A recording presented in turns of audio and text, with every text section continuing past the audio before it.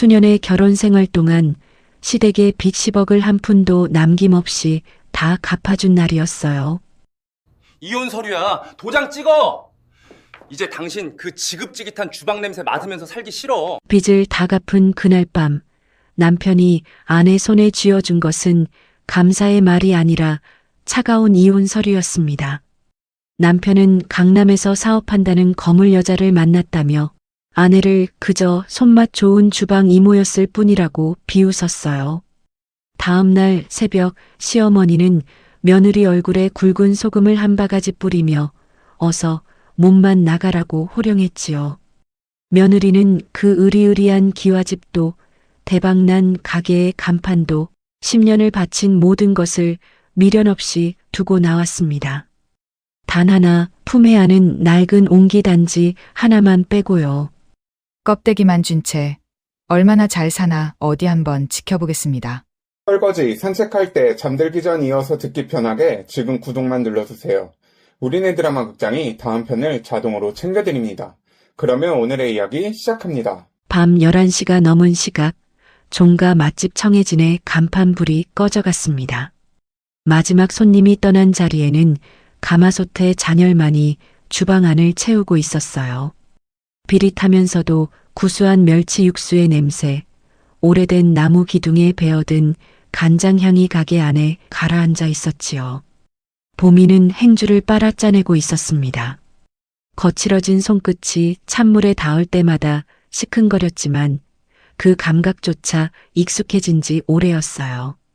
손톱 밑에는 아무리 씻어도 빠지지 않는 작물이 거뭇하게 배어 있었지요. 35이라는 나이가 무색하리만큼 보미의 손은 늙어 있었습니다. 새벽 4시에 일어나 가마솥에 불을 지피는 일이 일상이었고 자정이 다 되어서야 앞치마를 벗는 것이 하루의 마무리였지요. 행주를 정리한 보미가 카운터로 걸어 나왔어요. 손에 들린 것은 누런 봉투 하나였습니다. 그 안에는 지난 10년간 갚아온 시댁의 빚 정확히 10억 원에 해당하는 영수증 묶음이 가지런히 정리되어 있었지요. 맨 위에는 오늘 오전에 사채업자에게서 받아온 완납 확인서가 얹혀 있었습니다. 빚의 끝이었어요. 시아버지가 도박과 사업 실패로 남기고 떠난 그 무거운 짐이 오늘 비로소 보미의 어깨에서 내려진 것이지요. 탁자 위에 영수증을 펼쳐놓는 손끝이 미세하게 떨렸습니다. 분노도 슬픔도 아닌 그저 끝났다는 안도였어요. 그때 거실 소파에 비스듬히 누워 휴대전화를 만지작거리던 영환이 몸을 일으켰습니다. 보미보다 3살 많은 38배 그는 가게의 대표라는 명함과는 어울리지 않게 손가락에 기름때 한 점 묻은 적이 없었지요. 영환이 어슬렁어슬렁 다가왔어요. 형광등의 흐릿한 불빛이 그의 번들거리는 이마 위로 떨어졌습니다. 영환은 탁자 위의 영수증 묶음을 힐끗 내려다보더니 코웃음 비슷한 숨을 내쉬었지요. 다 갚았어요.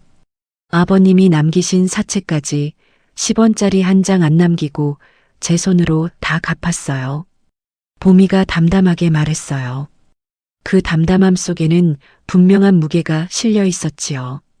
지난 10년이 고스란히 그 한 문장에 담겨 있었습니다. 영환은 영수증을 거들떠보지도 않았어요.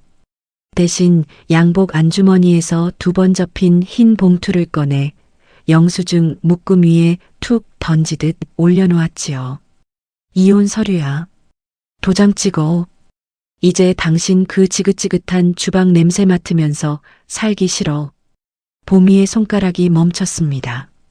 잘못 들은 줄 알았어요. 천천히 고개를 들어 영환의 얼굴을 올려다보았지요. 그러나 영환의 표정에는 단 한 점의 망설임도 없었습니다. 입꼬리가 비스듬히 올라가 있었어요. 그것은 비웃음이었지요. 보미는 손가락 끝으로 봉투를 끌어당겼습니다. 안에는 협의이혼 의사 확인 신청서가 들어 있었고 그 위에 영환의 인적사항이 또박또박 적혀 있었지요. 머리가 멍해졌어요. 10년이라는 세월이 머리 위로 쏟아져 내리는 것 같았습니다. 새벽 시장에서 가장 좋은 황태를 골라내던 손, 사채업자들 앞에서 떨리는 무릎을 부여잡고 이자를 갚아내던 밤들이 한꺼번에 밀려왔어요. 무슨 소리예요? 이게 보미의 목소리가 떨렸지요. 못 알아들어? 이혼하자고. 영환이 의자를 끌어와 털썩 앉았습니다. 그러더니 휴대전화를 들어 화면을 보미 쪽으로 돌렸어요. 화려한 옷차림에 진한 화장을 한 젊은 여자가 외제차 옆에서 환하게 웃고 있는 사진이었습니다. 배율이 33, 강남에서 투자 사업하는 거물이야. 나를 알아본 사람이지. 당신처럼 무식하게 불 앞에서 육수나 끓이는 여자가 아니라. 영환이 침을 튀기며 말을 이어갔어요. 보미는 영환의 얼굴을 바라보았습니다. 익숙한 얼굴이 처음 보는 사람처럼 낯설게 다가왔지요. 지난 10년의 풍경이 머릿속을 스쳐갔습니다. 카운터에 다리를 꼬고 앉아 청해진의 종손이라며 자랑을 늘어놓던 영환. 새벽 시장에 한 번도 따라 나와 본 적 없던 영환. 매입 장부도 매출 장부도 한 줄 들여다보지 않던 사람이었어요. 청해진이라는 간판은 이 사람의 것이 아니었습니다. 명의만 그의 이름이었지요. 가게의 시작도 운영도 돈의 흐름도 모두 보미의 손을 거쳐 만들어졌어요. 이 사람은 그저 카운터에 앉아 손님들의 환대를 받았을 뿐이었습니다. 저한테 이혼을 하자고요? 이 가게를 이만큼 키워놓은 저한테요? 보미의 목소리가 가라앉았어요. 가슴 깊은 곳에서 차가운 무언가가 올라오고 있었지요. 영환이 코웃음을 쳤습니다. 그러더니 의자에서 일어나 보미를 내려다보았어요. 가게는 원래 내 명의잖아. 청해진 사장 자리는 처음부터 내 거였다고. 당신은 그냥 손맛 좋은 주방 이모였던 거지. 억울하면 당신도 거물 사업가 한 명 만나든가. 뻔뻔함의 극치였습니다. 그 말을 듣는 순간 오히려 머릿속이 차갑게 식어가는 것을 느꼈어요. 분노가 끓어오르지 않았지요. 모든 감정이 얼음처럼 굳어가고 있었습니다. 영환이 턱을 치켜들었어요. 오늘 밤 안에 도장 찍어. 내일 아침에 유리 데리고 들어올 거니까. 그 전에 짐 정리하고. 주방 환풍기가 탈탈거리며 돌아가는 소리가 유난히 크게 들렸지요. 형광등이 윙윙거리며 영환의 기름진 이마를 비추었습니다. 보미는 천천히 영수증 묶음을 다시 정리했어요. 손이 떨리지 않았습니다. 신기하리만큼 차분했지요. 이 남자의 허세를 채워주기 위해 손가락 마디마디가 굵어지도록 일했던 10년이 머리 위로 흘러갔어요. 아버님이 남긴 빚을 털어내면 볕들 날이 올 줄 알았는데 빚을 다 갚은 오늘 밤 이 사람이 내미는 것은 감사가 아니라 차가운 이혼 서류였습니다. 이 사람은 처음부터 끝까지 보미를 그저 돈 벌어다 주는 주방 이모로만 여겨왔던 것이지요. 가슴이 무너지는 게 아니었어요.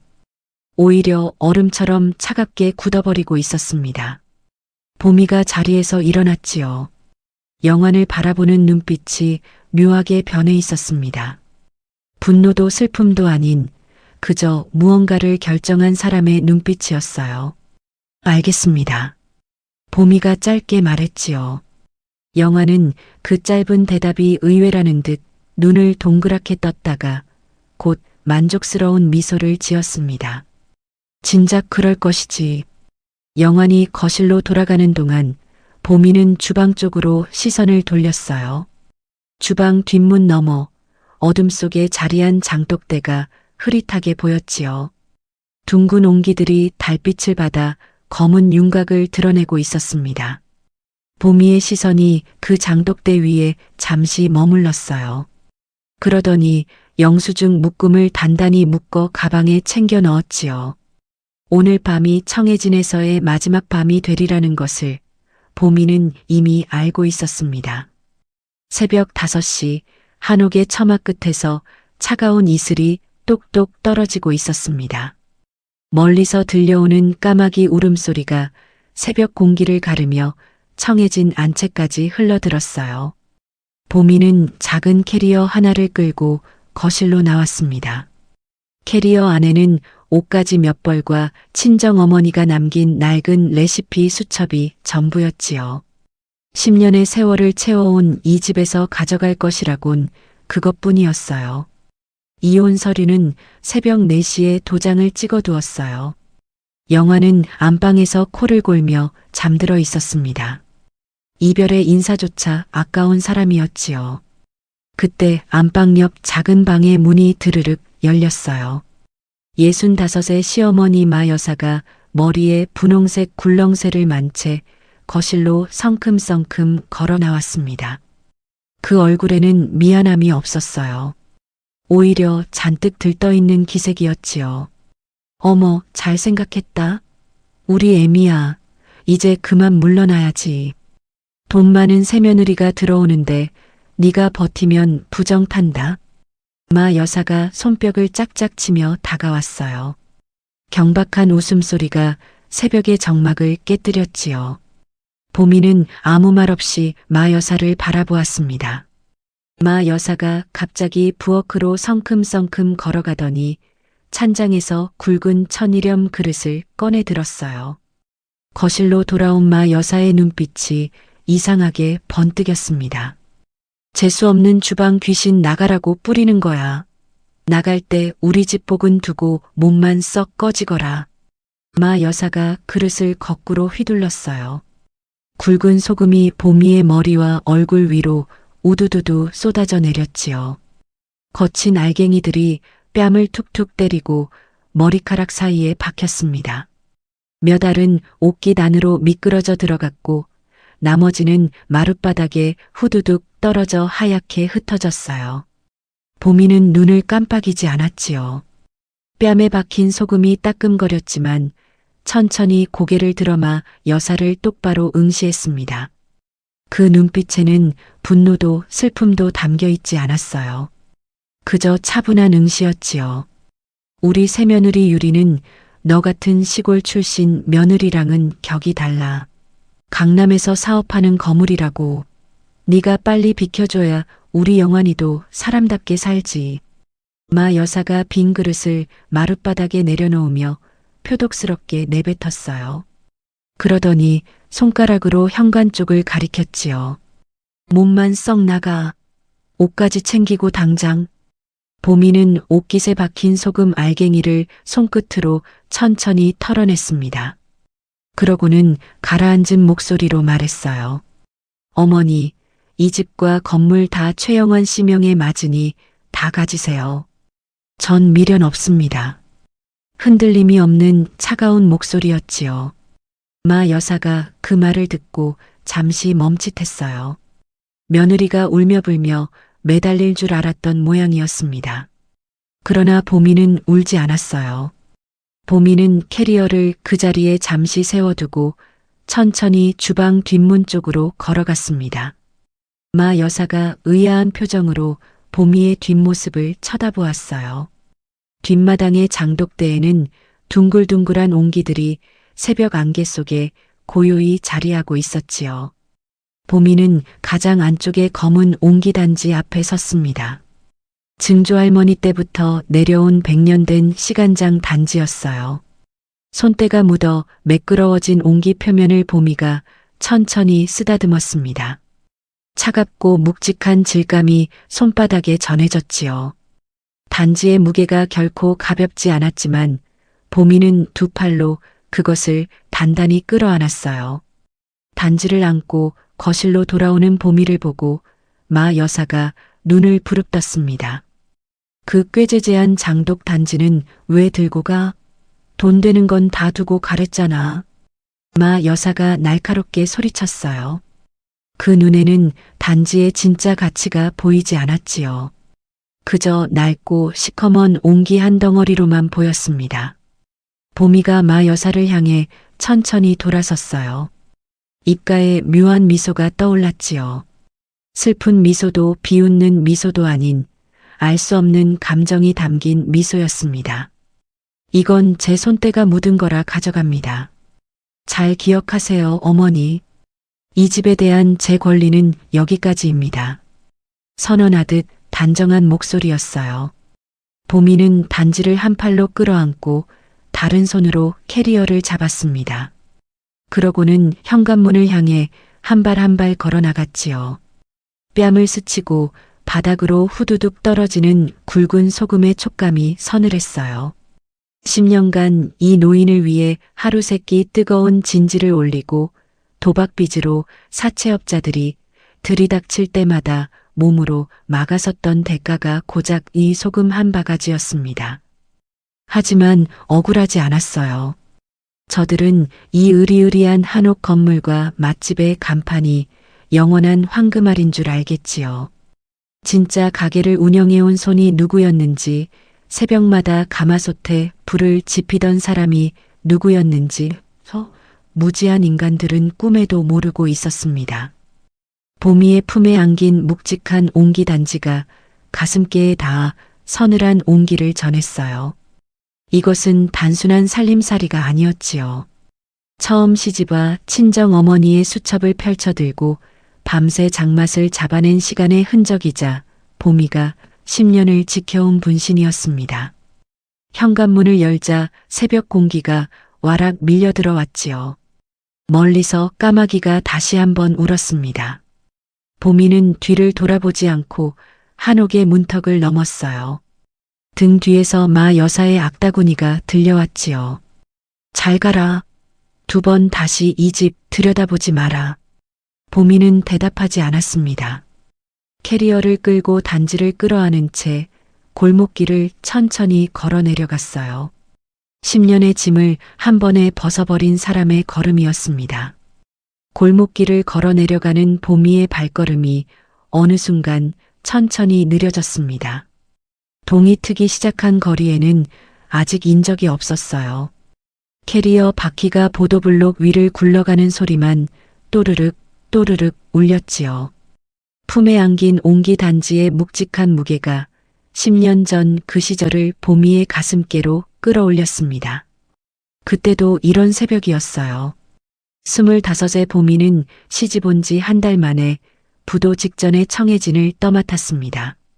시아버지가 도박과 연이은 사업 실패로 10억 원의 빚을 남기고 갑작스레 세상을 떠난 직후였어요. 마 여사는 충격으로 자리에 누워 있었고 영화는 그저 손을 놓고 있었지요. 그 시절 청해진은 종가 맛집이라는 이름이 무색할 만큼 쓰러져가는 허름한 한옥이었습니다. 주방은 컴컴하고 비좁았어요. 천장이 낮은 부엌 안에는 붉은 연탄불이 종일 타올랐고 그 위에서 거대한 가마솥이 펄펄 끓었지요.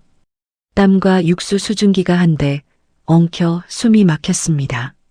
비릿하면서도 텁텁한 멸치 육수 냄새가 옷에도 머리카락에도 진하게 배었어요. 아무리 빨래를 해도 그 냄새는 빠지지 않았지요.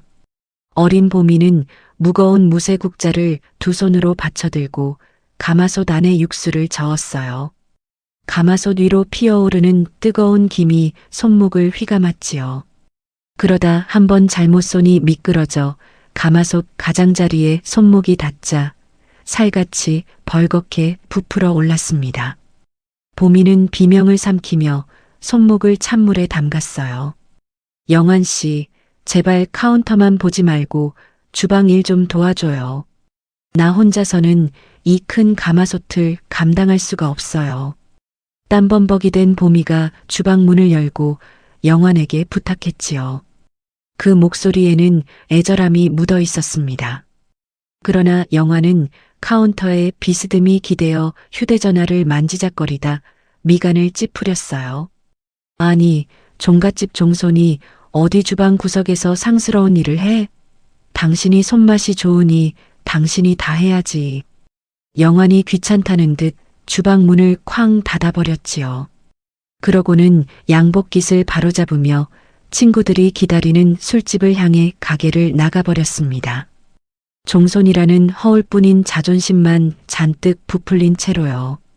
마 여사는 또 다른 사람이었어요. 보미가 새벽부터 끓여낸 음식이 입소문을 타고 손님들을 불러 모으면 마 여사는 카운터 옆 돈통을 슬그머니 열어 현금을 한 움큼씩 빼냈지요. 내 아들이 밖에서 기가 살아야 가게도 번창하는 법이다. 주방일은 원래 며느리 몫이야. 마 여사가 당연하다는 듯 지갑에 현금을 쑤셔 넣으며 내뱉었습니다. 그러고는 화투패가 기다리는 도박장을 향해 종종 걸음으로 가게를 나섰어요. 그러던 어느 밤이었지요. 사채업자 두 사람이 가게 문을 발로 차며 들이닥쳤습니다. 시아버지가 남긴 사채 이자가 또 밀려 있었어요. 문 두드리는 소리가 둔탁하게 가게 안을 울렸지요. 마 여사가 새파랗게 질려 안방으로 도망치려는데 한 사람이 마 여사의 머리채를 잡아채려 했습니다. 보미가 앞치마를 두른 채 그 사이를 가로막았어요. 아저씨들, 제발 가게에서 행패 부리지 마세요. 다음 달까지 제 손으로 반드시 이자 맞춰 놓을 테니까요. 25 여자의 목소리가 바르르 떨렸지요. 그러나 그 눈빛만은 단호했습니다. 사채업자들이 보미를 위아래로 훑어보다 결국 돌아갔어요. 작물이 끈적하게 고여있는 주방 바닥에 보미의 두 발이 한참을 못 박힌 듯 그대로 있었지요. 가게 문이 닫히자 보미는 그 자리에 주저앉아 한참을 멍하니 앉아 있었어요. 마 여사는 고맙다는 말 한마디 없이 자리에 들어가 잠을 청했지요. 깊은 밤 보미는 친정어머니가 남긴 낡은 레시피 수첩을 펼쳐들었습니다. 어머니가 돌아가시기 전 남겨주신 그 수첩에는 작은 통장 하나가 함께 끼워져 있었어요. 700만 원. 어머니가 평생 모은 살림돈이었지요. 보미는 그 돈을 모두 첫 달치 사채 이자에 보탰습니다. 그러고는 수첩에 누렇게 바랜 종이를 한 장 한 장 넘기며 밤새 장맛을 연구했어요. 코피가 흘러 수첩 모서리에 점점이 떨어졌지만 보미는 그것을 닦아내지도 않고 그저 적어 내려갔지요. 엄마, 내가 꼭 이 장맛으로 우리 청해진 최고로 만들 거야. 두고 봐요. 보미가 어머니의 수첩을 가슴에 안고 눈물을 훔쳤습니다. 그 밤부터 보미는 가게의 매입 장부와 매출 장부를 직접 정리하기 시작했어요. 영환도 마 여사도 숫자에는 관심이 없었지요. 두 사람은 그저 가마솥에서 돈이 저절로 솟아나는 줄로만 알았습니다. 보미가 새벽 시장에서 얼마치 식자재를 사오는지, 손님에게서 받은 돈이 어디로 흘러가는지 그들은 단 한 번도 묻지 않았어요. 보미는 받은 매출에서 본인 몫의 생활비는 거의 손도 대지 않았지요. 옷 한 벌, 신발 한 켤레 새 것을 사지 않았습니다. 친정에서 가져온 옷을 10년 내내 기워 입었어요. 그렇게 한 푼 두 푼 모은 돈을 매달 사채와 은행 빚상환에 쏟아부었지요. 여름이 오면 가마솥 열기에 숨이 막혀 기절할 것 같았습니다. 겨울이 오면 찬물에 장독을 닦느라 손가락이 얼어터져 진물이 났어요. 최영안의 아내라는 이름으로 살았던 10년은 오직 빚쟁이들의 고함과 불타는 가마솥 앞에서의 사투뿐이었지요. 남편이라는 사람은 보미의 고열로 산 명품 양복을 입고 밖으로 돌았고 시어머니는 보미가 번 돈으로 도박판을 전전했습니다. 그때는 그것이 보미의 운명인 줄 알았어요. 시집온 며느리로서 무너지는 가정을 일으키는 게 도리인 줄 알았지요. 어리석게도 그들의 부드러운 거짓말에 속아 청춘을 통째로 바쳤던 가여운 과거가 가마솥 수증기 속에서 서글프게 아른거렸습니다. 골목길 끝에서 보미가 잠시 걸음을 멈추었어요. 동쪽 하늘이 옅게 밝아오고 있었지요. 보미는 품에 안은 옹기단지를 한 번 더 단단히 끌어안았습니다. 10년의 회상이 그제야 보미의 가슴 안에서 천천히 가라앉았어요. 빚은 다 갚았고 가게는 빼앗겼고 남편은 떠났습니다. 빈손이었지요. 그러나 보미는 알고 있었어요. 자신의 손에는 10년의 시간이 새겨놓은 무언가가 있다는 것을요.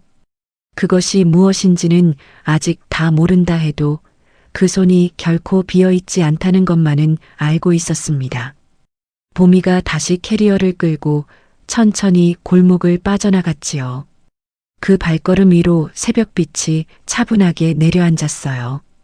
오후 2시가 넘어가자 하늘에서 추적추적 비가 내리기 시작했습니다. 청해진에서 3블록쯤 떨어진 후미진 골목, 그 안쪽 작은 공실의 문이 반쯤 열린 채 비바람에 덜컹거렸지요.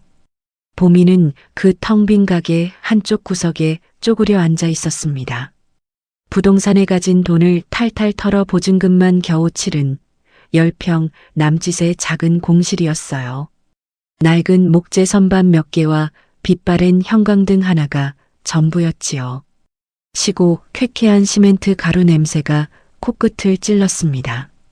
함부로 열린 문틈으로는 알싸한 빗물 냄새가 흘러들어왔어요. 보미는 무릎 위에 옹기 단지를 올려놓고 마른 천으로 하염없이 닦고 있었지요. 새벽부터 캐리어를 끌고 헤맨 몸이 천근만근이었지만 자리에 누울 생각이 들지 않았습니다. 가만히 앉아 있으면 자꾸만 어머니 생각이 났어요. 살아계셨다면 뭐라고 하셨을까요? 그저 단지의 표면을 닦고 또 닦았지요. 그때 골목 입구에서 트럭 한 대가 멈춰 서는 소리가 들렸습니다. 묵직한 트럭 문이 닫히는 소리, 그리고 빗속을 가르며 다가오는 발걸음 소리가 이어졌어요. 보미가 고개를 들었지요. 문가에 우산을 접으며 들어선 사람은 10년간 청해진 주방의 가장 좋은 식자재를 납품해 오던 민우유통의 대표 강민우였습니다. 마흔의 그는 늘 그렇듯 작업복 차림의 손에는 두툼한 봉투 하나를 들고 있었어요. 김보미 사장님. 민우가 보미를 부르는 목소리가 묵직했지요. 그 안에는 그저 동네 거래처를 부르는 친근함이 아니라 진심으로 안부를 묻는 사람의 무게가 담겨 있었습니다. 청해진에서 나오셨다는 얘기 듣고 한 걸음에 달려왔습니다. 그 집 10억 빚, 사장님 손끝에서 다 나간 거 모르는 사람 없습니다. 따뜻하면서도 묵직한 위로의 톤이었어요. 보미는 자신도 모르게 손에 들고 있던 마른 천을 단단히 그어쥐었지요. 한 번도 들어본 적 없는 종류의 말이었습니다. 민우가 가까이 다가와 보미의 옆에 한쪽 무릎을 굽혀 앉았어요. 그러더니 들고 온 봉투에서 따뜻한 캔커피 하나를 꺼내 보미에게 건넸지요. 캔의 온기가 보미의 차가워진 손바닥으로 천천히 스며들었습니다. 민우의 시선이 보미의 손에 잠시 머물렀어요. 손가락 마디마디가 굵어지고 손등에는 가마솥 김에 대인 흉터가 거뭇하게 남아 있었지요. 손톱 밑에는 10년의 작물이 빠지지 않은 채 그대로였습니다. 이제 전명의도 없고 돈도 없고 가진 거라곤 이 시간장 단지 하나뿐이에요. 강 사장님께 식자재 대금 드릴 여력도 없습니다. 보미가 낮은 목소리로 말했지요.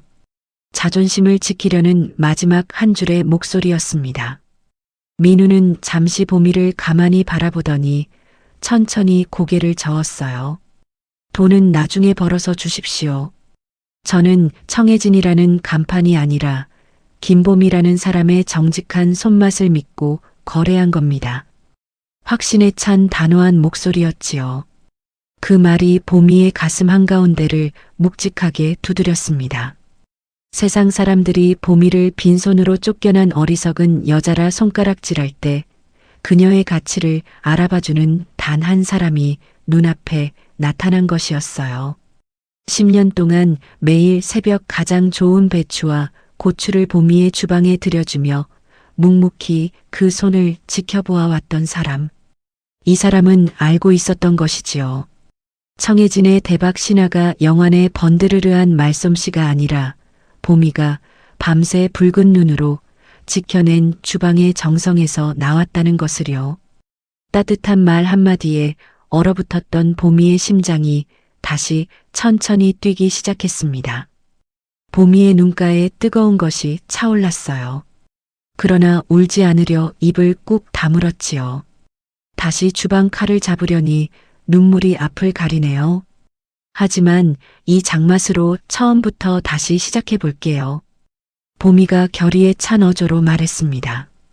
민우가 빙긋이 미소를 지었어요. 보미 사장님이 끓이는 육수라면 이 허름한 골목 구석이라도 단골들이 줄을 설 겁니다. 제가 돕겠습니다. 든든하고 신뢰감 있는 톤이었지요. 민우는 다음날 새벽부터 가장 좋은 무와 다시마, 멸치를 트럭에 실어다 주겠다고 약속했어요. 대금은 가게가 자리를 잡는 대로 천천히 갚으라고 했지요. 거래 동반자로서의 의리, 10년의 시간이 만들어낸 신뢰였습니다. 보미가 천천히 자리에서 일어났어요. 가게 안쪽으로 걸어가 작은 가스레인지에 손잡이를 돌렸지요. 탁, 탁 하며 푸른 불꽃이 피어올랐습니다. 보미의 손이 그 위에 잠시 머물렀어요. 차갑게 식어있던 손끝이 다시 온기를 되찾아가고 있었지요. 며칠 뒤 작은 가게의 처마 끝에 소박한 간판이 올라갔습니다. 흰 바탕에 검은 붓글씨로 또박또박 적힌 5글자였어요. 보민의 전통 반찬. 보미가 사다리에서 내려와 고개를 들고 그 간판을 올려다보았지요. 처음으로 자신의 이름을 건 간판이었습니다. 청혜진이라는 거창한 이름은 없어도 지난 10년의 손맛이 고스란히 담길 자리였어요. 옆에서 사다리를 붙잡고 있던 민우가 흐뭇한 표정으로 함께 간판을 올려다보았지요. 비는 어느새 그쳐 있었고 골목길 위로 옅은 햇살이 비스듬히 들어왔습니다. 잘하실 겁니다, 사장님. 민우의 한마디가 보미의 등을 가만히 받쳐주었어요. 보미는 대답 대신 깊게 고개를 끄덕였지요. 이 자리에서 다시 시작이었습니다. 보미가 떠난 지 일주일이 흐른 청혜진은 알아볼 수 없을 만큼 변해 있었습니다. 100년 묵은 한옥의 고즈넉한 분위기는 사라지고 카운터 위로 쨍한 백색 조명이 번쩍이고 있었어요. 벽에는 금박 무늬가 박힌 새 벽지가 발렸고 출입문에는 화려한 외제 차 광고가 비치는 거울 시트가 붙어 있었지요. 오전 11시 가게 문이 활짝 열리며 진한 향수 냄새가 먼저 들어왔습니다. 배율이었어요. 33세 그녀는 큼지막한 가짜 명품 가방을 어깨에 걸치고 진주처럼 반짝이는 외제 차 키를 일부러 카운터 위에 탁 소리 나게 내려놓았지요. 영환 씨, 자기야. 유리가 콧소리를 섞어 부르며 영환의 어깨를 감싸 안았어요. 영환은 그 손길에 어깨가 들썩일 정도로 좋아 죽는 표정이었습니다. 언제까지 이 구질구질한 한옥 구석에서 찌개나 팔 거야? 내 말대로 투자금 크게 당겨서 강남으로 진출해야지. 청혜진 같은 전통식품은 프랜차이즈로 풀면 그냥 대박이야, 자기야. 유리의 목소리에는 콧소리와 함께 묘하게 사람을 홀리는 교활함이 섞여 있었지요. 영환의 눈빛이 흐려졌어요. 2주 전 유리는 처음으로 그에게 돈을 부탁했었습니다. 강남 입지 시장 조사비로 5천만 원만 빌려달라고요. 이번이 처음이자 마지막이라며. 영환은 두말 없이 청혜진 명의로 신용대출을 받아 5천을 건넸지요. 그러자 사흘 뒤 유리가 외제차를 끌고 나타나 조사 결과가 끝내준다며 영환의 등을 두드렸습니다. 그러더니 어제 또 그를 졸랐어요. 강남 입지 계약금으로 2억이 더 필요하다고요. 영환은 이번에는 청혜진 건물을 담보로 잡아 2억을 더 끌어왔지요. 오늘은 마지막 한 방이었어요. 유리가 핸드백에서 두툼한 서류를 꺼내 카운터 위에 펼쳤습니다. 본격 매장 오픈 자금이야. 강남 한복판에 청혜진 분점 내려면 인테리어, 인건비, 보증금 다 합쳐서 5억은 있어야 해. 이거 빌려서 매장 열기만 하면 자기야, 한 달에 몇 배로 돌아와. 진짜 이번이 마지막이야. 유리가 영환의 귓가에 입술을 가져다 대며 속삭였지요. 영환의 동공이 풀렸어요. 머릿속에서 강남에서 분점 사장 노릇을 하는 자신의 모습이 그려졌습니다. 그럼 우리 유리 말대로 해야지. 이 청해진 이름 석자만 있으면 은행에서 몇 억이든 그냥 대출해주니까 걱정 마. 영환이 허풍을 떨며 사인을 휘갈겼지요. 인감도장이 서류 위에 쾅 찍혔어요. 처음 5천에 시작했던 빚은 그렇게 7억이 되어 있었습니다. 영환은 자신이 무엇에 서명했는지조차 정확히 모르고 있었어요. 옆에서 지켜보던 마 여사가 손가락에 낀 다이아 반지를 허공에 흔들며 깔깔거렸지요. 어머, 새며느리 말이 구구절절 맞다. 전처 그 답답한 것은 평생 돈을 모을 줄만 알았지. 이렇게 굴릴 줄을 몰랐어. 유리야, 너는 정말 우리 집 복덩이야. 진짜 다이아인 줄 알고 끼고 있던 그 반지는 사실 길거리 잡화점에서 산 큐빅이었어요. 그러나 마 여사는 그것이 진짜인 줄 알고 동네방네 자랑하고 다녔지요. 주방 쪽에서 짤그랑 소리가 났습니다. 새로 고용된 조리사들이 보미가 두고 간 천연 육수 비법서를 한쪽으로 밀쳐두고 커다란 화학 조미료 포대를 가마솥 위에 부어 넣고 있었어요. 멸치를 우려내고 다시마를 끓이는 그 복잡한 과정은 귀찮다며 다들 손을 놓아버렸지요. 들쩍지근한 인공 단맛이 주방을 뒤덮었습니다. 점심 무렵 한 단골 손님이 뚝배기를 반쯤 남긴 채 숟가락을 내려놓았어요. 사장님, 이거 국물 맛이 예전이랑 너무 다른데요? 깊은 맛이 없고 그냥 조미료 맛만 나요. 손님이 실망스러운 어조로 말했지요. 그러자 카운터에 앉아있던 마 여사가 벌떡 일어나 손님에게 손가락을 들이밀었습니다. 아니, 우리 청해진 장맛이 어디 가나요? 입맛이 변하셨으면 오지 마세요. 다른 손님들 줄 섰으니까. 적반하장으로 소리치는 마 여사를 보고 손님은 어이가 없다는 표정으로 자리에서 일어났어요. 식탁 위에는 남긴 뚝배기가 쟁그랑 소리를 내며 부딪혔지요. 그날 점심 영업이 끝날 무렵 같은 일이 새 테이블에서 더 벌어졌습니다.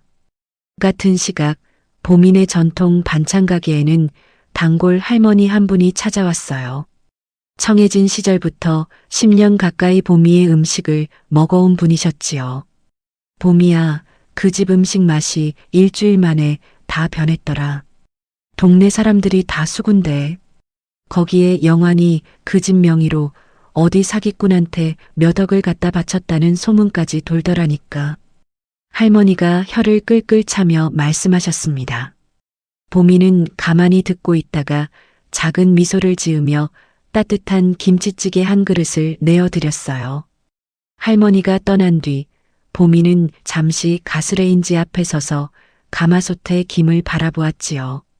청해진의 음식 맛이 일주일 만에 변했다는 소문이 이 골목까지 들려왔어요. 영화는 10년간 보미가 매일 새벽 가파른 시장을 뒤지며 좋은 황태를 고르고 장독대 온도를 맞추느라 밤잠을 설쳤던 것을 단 한 번도 보지 않았지요. 그저 뚝배기를 식탁에 올리면 돈이 굴러 들어오는 줄 알았던 거예요.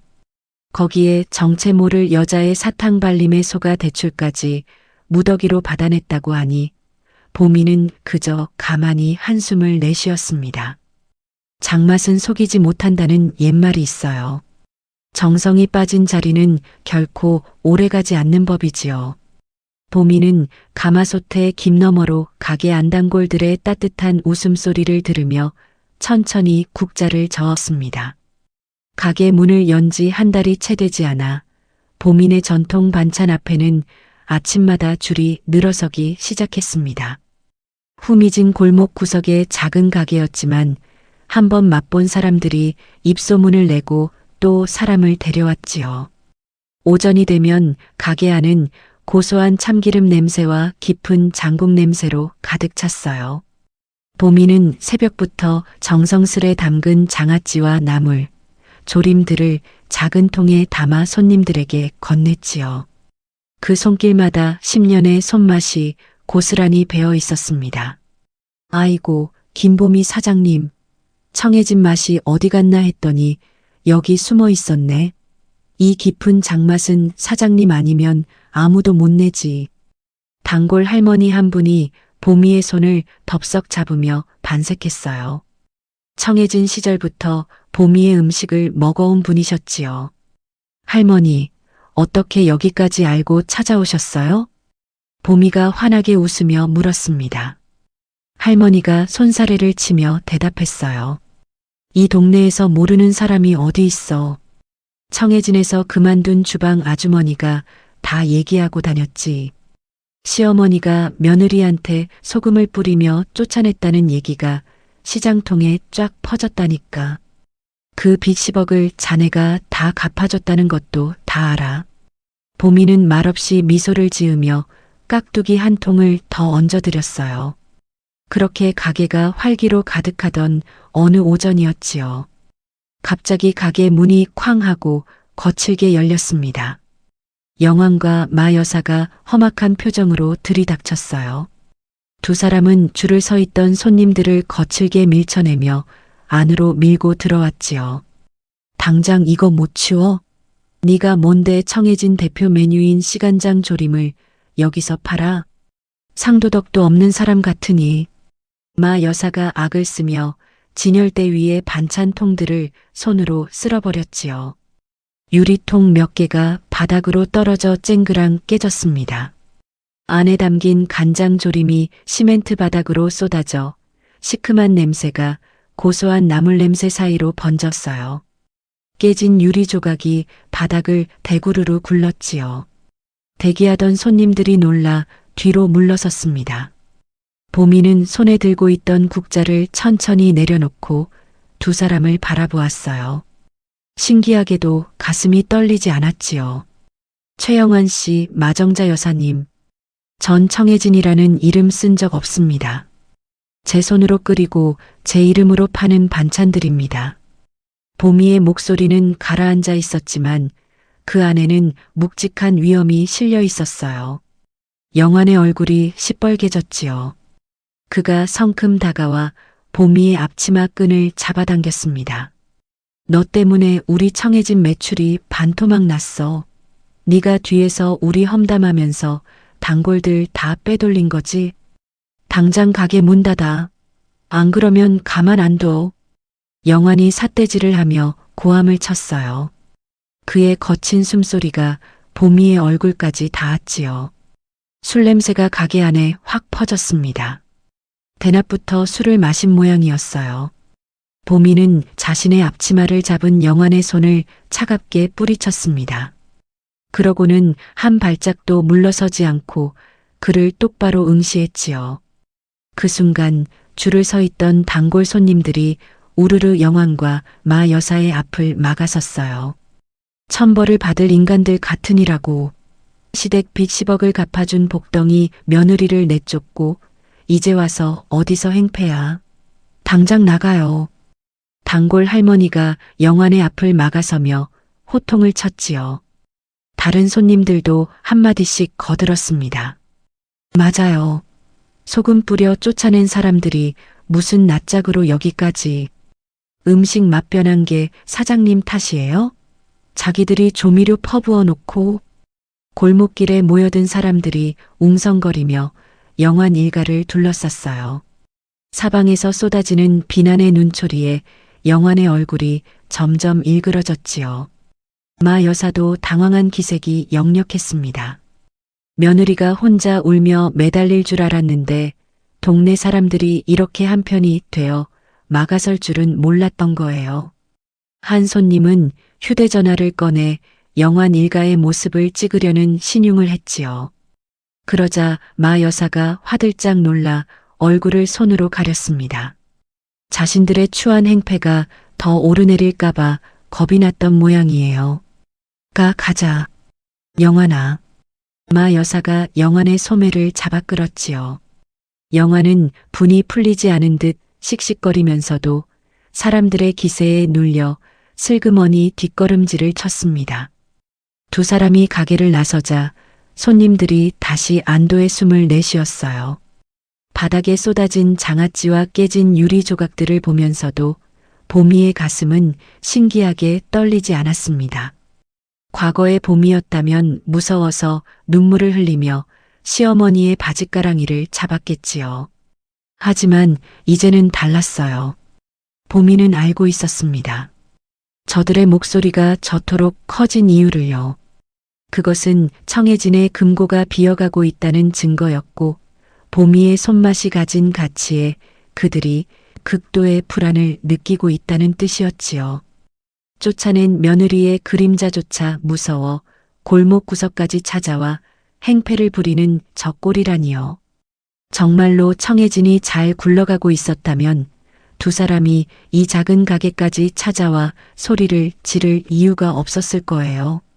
단골 손님들이 보미를 감싸며 저들을 향해 손가락질하는 소리를 들으니 보미는 자신이 걸어온 10년의 정직함이 결코 헛되지 않았음을 온몸으로 느꼈어요. 눈가가 시큰해졌지만 그것은 슬픔의 눈물이 아니었지요. 사장님, 괜찮으세요? 단골 할머니가 걱정스레 물으며 깨진 유리 조각을 함께 주워주었습니다. 다른 손님들도 빗자루를 들고 바닥을 쓸기 시작했어요.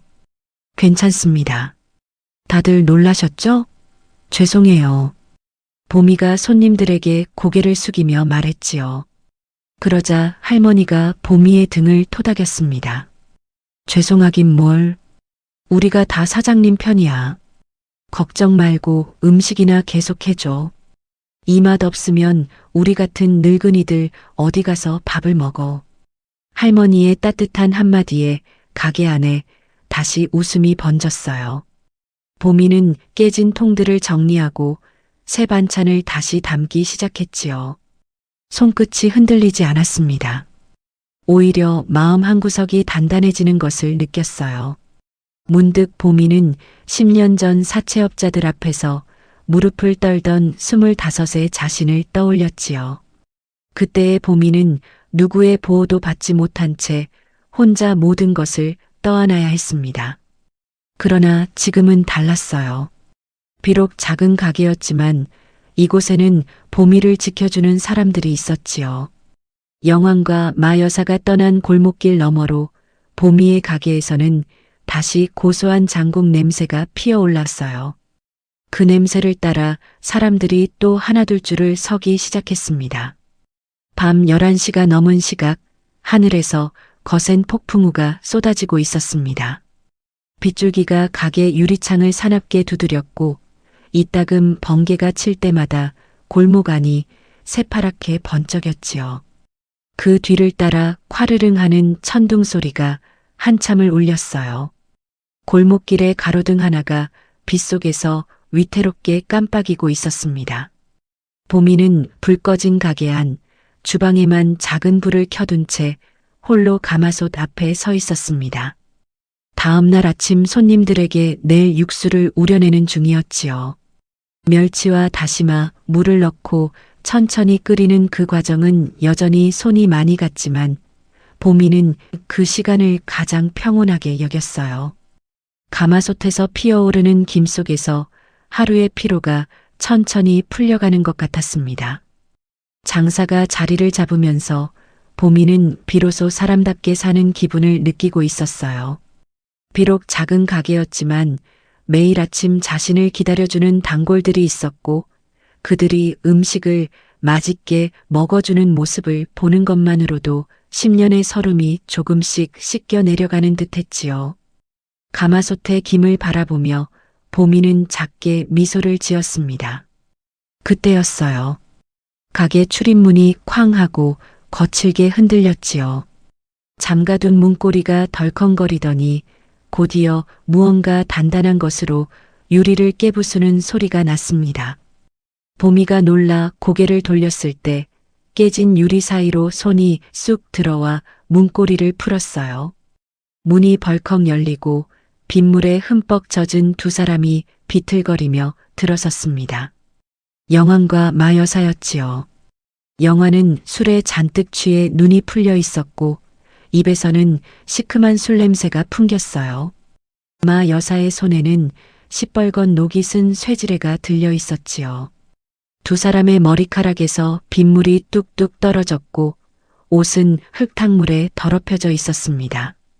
누가 봐도 정상이 아닌 몰골이었어요. 여기서 뭐 하시는 거예요? 보미가 국자를 내려놓으며 물었지요. 가슴이 철렁 내려앉았습니다. 한밤중에 그것도 폭풍우를 뚫고 흉기까지 들고 찾아온 두 사람의 모습에 본능적인 공포가 밀려왔어요. 그러나 두 사람의 눈빛은 이미 제정신이 아니었습니다.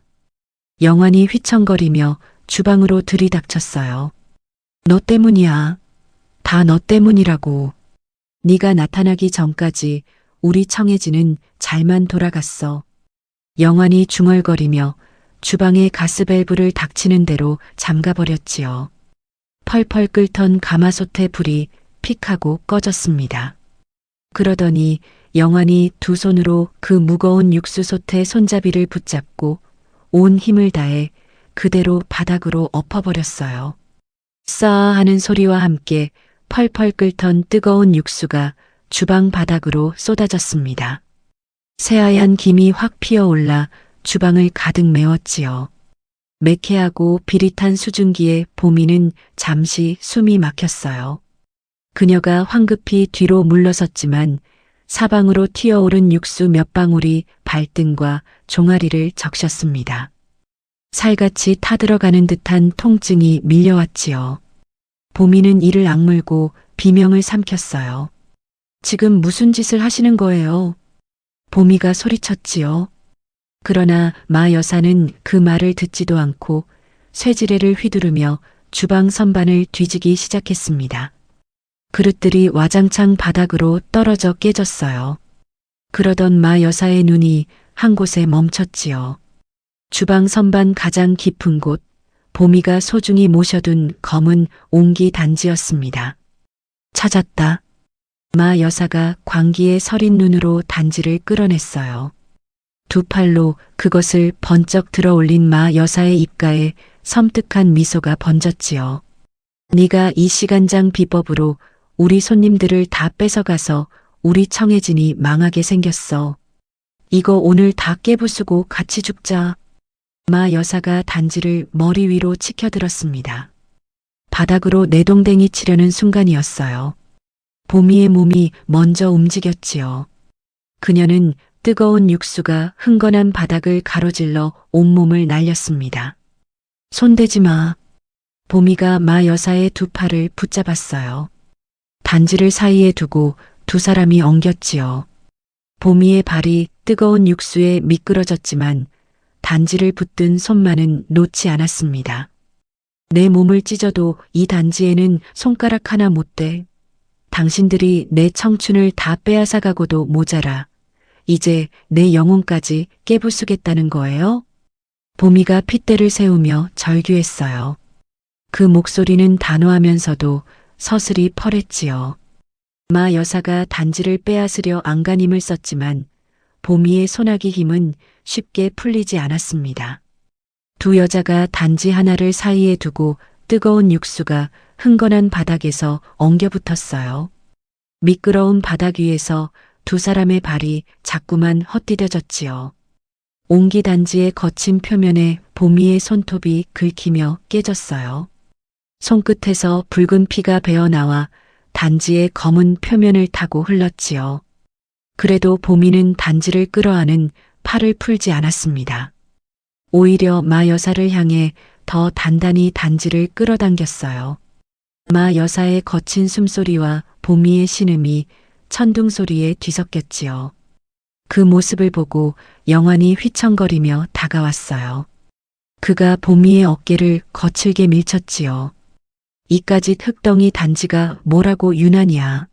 너가 망해야 우리가 살아. 비키지 못해? 영환의 손이 보미의 머리채를 잡으려 뻗어왔습니다. 보미는 단지를 품에 안은 채 바닥으로 쓰러졌어요. 어깨가 깨진 그릇 조각 위로 떨어져 욱신거렸지요. 그러나 보미는 단지만은 가슴 깊이 끌어안고 놓지 않았습니다. 바닥에 엎어진 뜨거운 육수가 보미의 양발을 적셔 살이 타들어갈 듯 아팠어요. 그래도 품에 안은 시간장 단지를 놓을 수 없었지요. 이 단지는 단순한 간장이 아니었습니다. 보미를 사람 대접하지 않던 시댁 구석에서 그녀의 눈물과 피땀으로 익혀낸 삶의 유일한 증거이자 명예였어요. 그것을 기어이 찾아와 짓밟고 부수려는 저 인간들의 잔인한 얼굴을 보며 보미의 마음속에 신락같이 남아있던 마지막 자비마저 완전히 잿더미가 되어 사라졌습니다. 저들은 사람이 아니었어요. 보미의 고열을 빨아먹고도 모자라 이제 그 숨통까지 끊으려 드는 자들이었지요. 보미는 그동안 마음 한구석에 남겨두었던 마지막 미련을 떠올렸습니다. 한때는 가족이었던 사람들, 한 지붕 아래 10년을 함께 산 사람들이라는 신락 같은 정. 그러나 그 밤 보미의 발등을 적신 뜨거운 육수를 보며 그 마지막 정마저 완전히 타 없어졌어요. 단지를 감싸쥔 손에 보미는 힘을 주며 마음속으로 다짐하고 또 다짐했습니다. 자신의 모든 것을 걸고 저 오만하고 추악한 자들을 세상 가장 밑바닥으로 끌어내리겠다고요. 더 이상 참지도 견디지도 봐주지도 않겠다고요. 보미의 눈에서 차가운 빛이 흘러나왔지요. 그 순간이었어요. 가게 문이 다시 한번 벌컥 열렸지요. 이게 무슨 일입니까?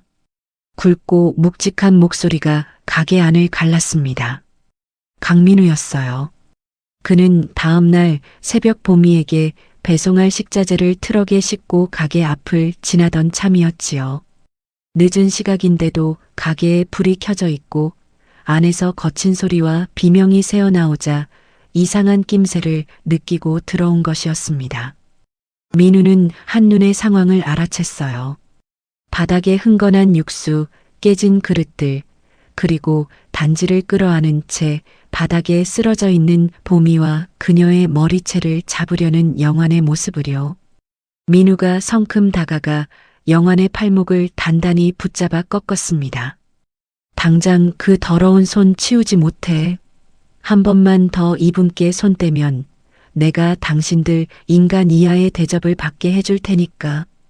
민우의 목소리에는 분노가 가득 차 있었지요. 그것은 한 인간으로서 부당하게 짓밟히는 사람을 두고 볼 수 없는 의로운 분노였습니다. 영환이 그 힘에 눌려 비명을 지르며 무릎을 꿇었어요. 마 여사도 쇠지레를 떨어뜨리며 주춤거렸지요. 쇠지레가 바닥에 부딪히며 소름 끼치는 금소금을 냈습니다. 두 사람은 그제야 자신들이 무슨 짓을 저질렀는지 어렴풋이 깨닫기 시작한 듯 보였어요. 술 기운이 가시는 영환의 얼굴이 점차 하얗게 질려갔지요. 민우라는 건장한 사내의 등장에 두 사람의 광기는 거짓말처럼 수그러들었습니다. 이거나 우리가 뭘 했다고. 며느리 가게에 좀 들른 게 죄야? 영환이 더듬거리며 변명을 늘어놓았어요. 그러나 그 목소리에는 이미 힘이 빠져 있었지요. 민우는 영환의 팔을 더욱 단단히 조이며 그를 바닥에 눌렀습니다. 보미가 천천히 몸을 일으켰습니다. 단지를 가슴에 끌어안은 채였지요. 머리는 헝클어졌고 손끝에서는 피가 흘렀으며 옷은 육수에 젖어 엉망이었어요. 그러나 그녀의 눈빛만은 그 어느 때보다 형형하게 빛났습니다. 보미가 영환과 마 여사를 차례로 내려다보았지요. 오열로 목소리가 떨렸지만 그 안에는 이제껏 한 번도 드러내지 않았던 도끼가 서려 있었어요. 최영환 마정자. 잘 들어요. 보미의 목소리가 가게 안에 낮게 울렸습니다. 당신들은 오늘 내 장독을 깨려 한 게 아니라 당신들의 마지막 구멍을 스스로 막아버린 거예요. 두 번 다시 내 앞에 살아서 나타날 생각 마세요. 번개가 다시 한번 창밖을 새파랗게 비추었지요. 그 빗속에서 보미의 얼굴이 서늘하게 굳어 있었습니다. 10년의 인내와 한 달의 모욕이 그 밤 비로소 단단한 결의로 바뀌는 순간이었어요. 영환과 마 여사는 민우의 서슬에 눌려 비틀거리며 가게를 빠져나갔습니다. 빗속으로 사라지는 두 사람의 뒷모습을 보미는 끝까지 지켜보았지요. 더 이상 두렵지 않았어요. 가게 안에는 깨진 그릇과 엎어진 육수, 그리고 비릿한 빗물 냄새만이 남았습니다. 민우가 조심스레 다가와 보미의 손을 살폈어요. 깨진 손톱을 보고 그의 표정이 어두워졌지요. 많이 다치셨습니다. 병원부터 가셔야겠어요. 괜찮습니다. 단지가 무사하면 됐어요. 보미가 단지를 가만히 내려다보며 말했지요. 보미는 그것을 손으로 천천히 닦아냈어요. 민우는 잠시 그런 보미를 말없이 바라보았습니다. 무너지지 않고 끝까지 자신의 것을 지켜낸 한 사람에 대한 깊은 존중이 그의 눈빛 속에 잠시 어렸지요. 그러나 그는 아무 말 없이 빗자루를 들고 깨진 그릇들을 조용히 치우기 시작했어요. 폭풍우는 여전히 사납게 몰아쳤지만 보미의 마음은 그 어느 때보다 고요하고 단단했습니다. 이제 더 이상 참고 견디는 보미는 없었어요. 그 밤 보미는 완전히 다른 사람이 되어 있었지요. 대낮에 청해지는 적막했습니다. 한때 손님들로 발 디딜 틈 없던 넓은 홀에는 이제 파리만 날렸어요. 화려하게 리모델링한 백색 조명이 무색하게, 텅 빈 식탁 위로는 뽀얀 먼지가 내려앉아 있었지요.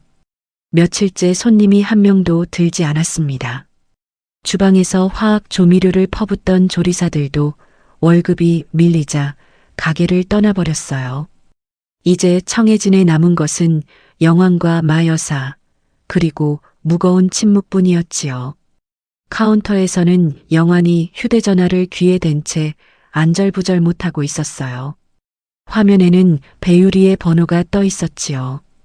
그러나 신호음 대신 들려오는 것은 차가운 기계음 뿐이었습니다. 지금 거신 번호는 없는 번호입니다. 다시 확인하시고 걸어주십시오. 영환의 손가락이 다시 통화 버튼을 눌렀어요. 같은 안내음이 또 흘러나왔지요. 벌써 수십 번째였습니다. 영환의 이마에 식은땀이 맺혔어요. 그는 믿을 수 없다는 듯 번호를 하나하나 다시 눌러보았지만 돌아오는 것은 매번 똑같은 기계음이었지요. 왜 전화를 안 받는 거야? 어제까지만 해도 잘 통화됐는데. 분명 강남 매장 알아본다고 했는데. 영환이 중얼거렸지요. 옆에 앉은 마 여사도 불안한 기색이 역력했습니다. 사흘 전부터 유리는 강남 매장을 알아본다며 나가더니 연락이 뜸해졌고 이틀 전부터는 아예 전화를 받지 않았어요. 처음에는 그저 바쁜 줄로만 알았지만 시간이 흐를수록 두 사람의 가슴 한구석에 알 수 없는 불안이 차오르고 있었습니다. 새며느리가 바빠서 그렇겠지. 사업하는 사람이 좀 바쁘니. 곧 연락 올 거다. 마 여사가 애써 태어난 척 손가락에 다이아 반지를 매만졌어요. 그러나 그 목소리는 가늘게 떨리고 있었지요. 바로 그때였습니다. 청해진의 출입문이 쾅 하고 거칠게 열렸어요. 문틈으로 매서운 바람과 함께한 중년 남성이 성큼성큼 들어섰지요. 40 후반쯤으로 보이는 사내였습니다. 눈은 벌겋게 충혈되어 있었고 며칠은 잠을 못 잔 듯 초췌한 얼굴이었어요. 입고 있는 외투는 군데군데 구겨져 있었고 손에는 두툼한 서류 봉투가 들려 있었지요. 사내는 가게 안을 한 바퀴 둘러보더니 곧장 벽으로 걸어갔습니다. 그곳에는 영환과 배유리가 다정하게 어깨를 맞대고 찍은 액자 사진이 걸려 있었지요. 사내가 그 액자를 거칠게 뜯어내 바닥에 내동댕이 쳤어요. 쨍그랑하는 소리와 함께 유리 액자가 산산조각 났습니다. 깨진 유리 조각이 텅 빈 홀 바닥에 흩어졌지요. 누구세요? 영환이 놀라 일어섰지요. 사내는 깨진 액자 속 배유리의 얼굴을 발로 짓밟으며 영환을 노려보았어요. 한성준이라고 합니다. 최영환 씨 맞지요? 당신도 배유리, 그 사람한테 속았지요? 성준의 목소리에는 한이 맺혀 있었습니다. 영환이 영문을 몰라 멍하니 서 있자 성준이 성큼 다가와 그의 멱살을 움켜쥐었어요. 두 손이 분노로 떨리고 있었지요. 그 사람 대단한 사업가 아니에요. 내 전 재산 5억을 뜯어가고 우리 가정을 파탄낸 사기꾼이라고요. 나도 당신처럼 그 사람 말만 믿고 평생 모은 돈을 다 갖다 바쳤어요. 성준의 외침에 영환의 안색이 하얗게 질렸지요. 그가 더듬거리며 말했습니다. 그게 무슨 소리예요? 우리 유리가 그럴 리가 없어요. 내 이름으로 대출까지 받아서 7억을 투자금으로 넘겼는데 그 사람이 곧 몇 배로 돌려준다고 했단 말이에요. 7억이요? 성준이 어처구니 없다는 듯 영환의 멱살을 놓고 한 발 물러섰어요. 그러더니 허탈한 웃음을 터뜨렸지요. 그 웃음 속에는 분노와 절망이 뒤섞여 있었습니다. 당신 정말 아무것도 모르는구나. 그 사람 원래 이름은 배순자예요. 당신 같은 대박집 사장들만 골라서 접근하는 사람이라고요. 투자금을 몇 배로 불려준다고 속이고 돈만 챙기면 흔적도 없이 사라지는 거예요. 당신도 처음엔 작은 금액부터 시작했지요? 5천쯤? 그게 그 사람 수법이에요. 처음엔 적게, 그 다음엔 점점 크게. 그렇게 사람 마음을 안심시켜 놓고 마지막에 크게 한 방을 노리는 거지요. 성준이 들고 온 서류 봉투를 카운터에 쏟아 놓았어요. 그 안에는 배유리, 아니 배순자가 전국을 돌며 저지른 사기 사건의 신문 기사 복사본과 피해자 진정서가 가득했습니다. 이거 보세요. 부산에서 횟집 사장, 대구에서 한정식집 사장, 광주에서 떡집 사장. 다 당신처럼 동네에서 이름난 맛집 주인들이에요. 그 사람은 잘 되는 가게만 골라서 접근해요. 사장이 좀 허영심 있고 귀가 얇다 싶으면 그 곁에 착 달라붙어서 사업 키워주겠다고 꼬드기는 거지요. 나도 15년을 운영한 식당을 그 사람 말 한마디에 다 날렸어요. 성준의 목소리가 갈라졌습니다. 그의 눈가에 눈물이 맺혔지요. 내 아내는 그 충격으로 쓰러져서 아직도 병원에 있어요. 그래서 그 사람 흔적을 쫓고 또 쫓다가 마지막으로 여기 청해진까지 오게 된 거예요. 혹시나 여기 있을까 해서. 그런데 와보니 또 다른 피해자만 있을 뿐이네요. 영화는 그 말을 들으며 아무 대꾸도 하지 못했어요. 무식한 주방일이나 한다고 비웃던 보미를 내쫓고 맞이한 그 화려한 여자가 알고 보니 전국을 돌며 가정을 파탄내는 사기꾼이었다는 사실이 도무지 믿기지 않았지요. 성준의 말이 영환의 가슴을 정확히 꿰뚫었습니다. 처음 5천만 원, 그 다음 2억, 마지막에 5억. 단계적으로 늘어난 그 7억의 영수증이 영환의 머릿속을 스쳐 지나갔어요. 제1금융권 신용대출, 제2금융권 담보대출, 그리고 사채까지. 모든 것이 배유리의 손바닥 안에서 노란한 것이었지요. 매번 이번이 마지막이라며 곧 몇 배로 돌아온다며 자신의 등을 두드리던 그 달콤한 목소리가 이제 와 소름 끼치게 떠올랐습니다. 영환의 다리에서 힘이 풀렸어요. 그가 그 자리에 털썩 무릎을 꿇었습니다. 입에서는 신음만 새어나왔지요. 청해진 건물을 담보로 잡았으니 7억을 갚지 못하면 이 가게마저 날아갈 판이었어요. 그제야 영환은 자신이 무슨 짓을 저질렀는지 똑똑히 깨닫기 시작했습니다. 그럴 리가 없어. 그럴 리가 없어. 영환이 넋이 나간 듯 같은 말만 되뇌었어요. 옆에서 듣고 있던 마 여사가 부들부들 떨며 끼어들었습니다. 무슨 말도 안 되는 소리를 하는 거예요. 우리 새며느리가 사기꾼이라니. 그 아이가 나한테 다이아 반지도 사줬는데. 마 여사가 손가락에서 다이아 반지를 황급히 빼냈어요. 그러고는 불빛에 비춰보았지요. 자세히 들여다본 마 여사의 얼굴이 점점 일그러졌습니다. 진짜 다이아라면 영롱하게 빛나야 할 그 보석은 햇빛 아래에서 그저 싸구려 큐빅의 탁한 광택을 낼 뿐이었어요. 손톱으로 글자 표면의 도금이 벗겨졌지요. 이게 가짜잖아. 가짜 큐빅이잖아. 마 여사의 목소리가 떨렸지요. 동네방네 진짜 다이아라며 자랑하고 다녔던 그 반지가 길거리 잡화점에서나 파는 모조품이었던 것입니다. 자신에게 효도하던 새며느리라 여겼던 그 모든 것이 거짓이었음을 마 여사는 그제야 깨달았어요. 며느리의 살뜰한 미소도 사준 선물도 사업가라는 화려한 명함도 전부 정교하게 꾸며진 연극이었던 것이지요. 아이고 세상에. 우리 가게 대출금은 어쩌란 말이냐. 7억을 어쩌란 말이야. 그 돈을 우리 영환이 이름으로 다 빌렸는데. 마 여사가 비명을 질렀어요. 성준이 깨진 액자를 발로 한 번 더 짓밟고는 바닥에 주저앉으며 허탈하게 웃었지요. 이미 연락 두절이에요. 경찰서 가도 소용없어요. 흔적도 없이 다 지우고 날랐으니까. 일주일 전에 인천항을 통해서 해외로 떠났다는 얘기가 있어요.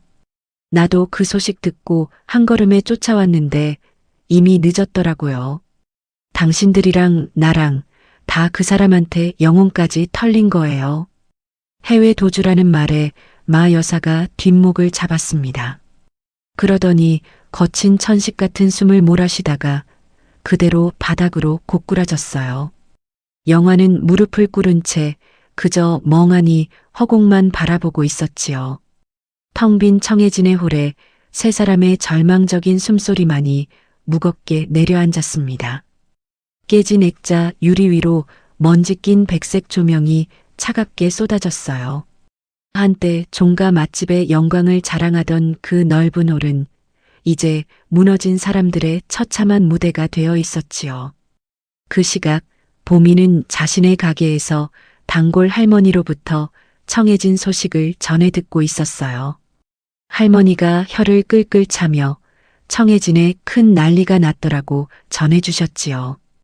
어떤 사기 피해자가 찾아와 행패를 부렸고 영환이 사기꾼 여자한테 7억을 떼었다는 소문이 동네에 쫙 퍼졌다는 것이었습니다. 보미는 가만히 가마솥의 김을 바라보며 작게 한숨을 내쉬었어요. 뿌린 대로 거둔다는 옛말이 이렇게나 빠를 줄은 몰랐습니다. 최영아는 보미가 10년 동안 피땀 흘려 쌓아 올린 청해진의 신용을 담보로 얼굴 한 번 번지르르 한 사기꾼에게 7억이라는 거금을 고스란히 바쳤지요. 진짜 자산가 사업가를 만났다며 보미를 무식한 주방 귀신이라 모욕하던 저들의 오만함이 결국 자신들의 눈을 멀게 하고 파멸의 구렁텅이로 몰아넣은 것이었어요. 배유리가 도망치며 남긴 것은 수억의 빚더미와 가짜 다이아 반지뿐이었지요. 자기들이 잘나서 대박이 난 줄 알았던 빈 껍데기들의 종말이 소리 없이 다가오고 있었습니다. 보미는 안타깝지도 고소하지도 않았어요. 그저 당연한 결과를 담담히 받아들일 뿐이었지요. 정성이 빠진 자리에 탐욕과 거짓을 채워 넣으면 그 끝이 어떻게 되는지 보미는 10년의 세월로 이미 알고 있었습니다. 보미야, 너는 참 복도 많다. 그 집에서 진작 나오길 잘했지. 그때 안 나왔으면 너도 같이 빚더미에 깔릴 뻔했어. 할머니가 보미의 손을 토닥였어요.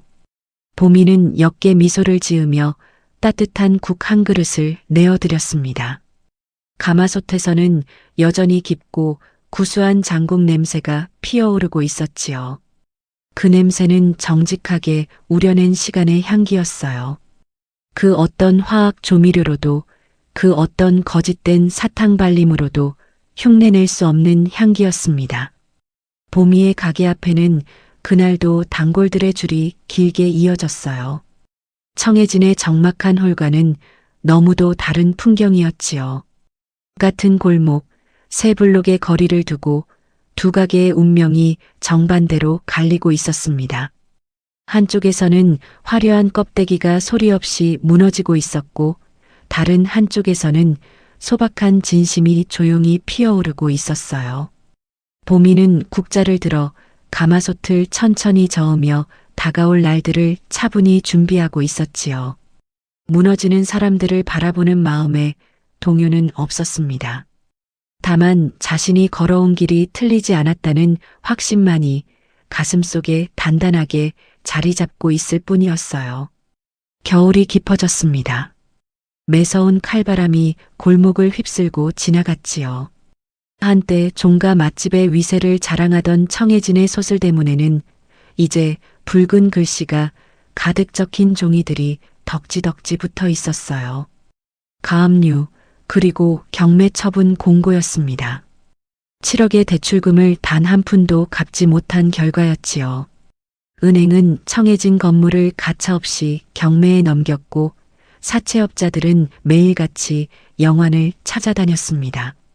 100년 묵은 한옥은 차가운 겨울바람 속에서 주인을 잃은 채 쓸쓸히 서 있었어요.